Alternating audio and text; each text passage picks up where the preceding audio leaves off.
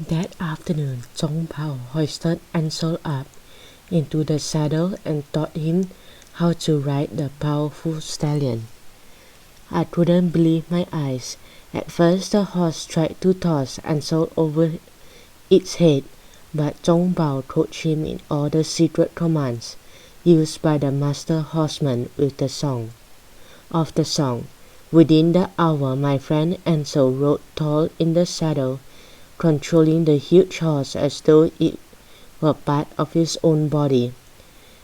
As I watched them, it seemed to me as though the horse and Ansel had become, well, seamless.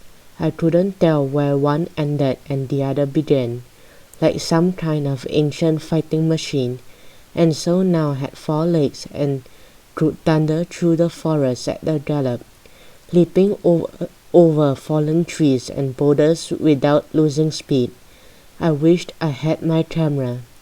Nobody at school could ever believe that Ansel Ang had been transformed into a master horseman, and then with a lurch of my heart, I wondered if we'd ever get back to our school to tell our story. And then it was my turn.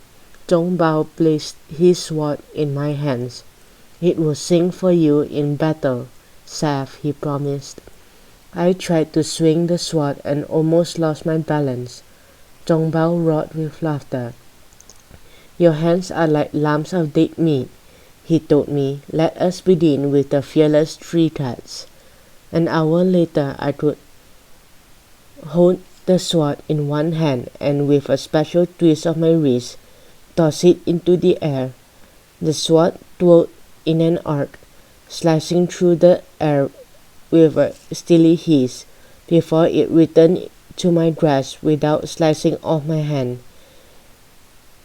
Having filled the sword with its own power, I found I could lunge forward and swish the deadly blade in 3 brisk cutting strokes that moved faster than the human eye could see. Yo, Saf, cheered Ansel. Awesome. So we trained all that afternoon, Ansel with the horse and I with the singing sword under Zhong Bao's watchful gaze. And as night fell, Zhong Bao took us aside and proudly gripped our shoulders. My uncle, the young monk, indeed chose well, young warriors, he told us.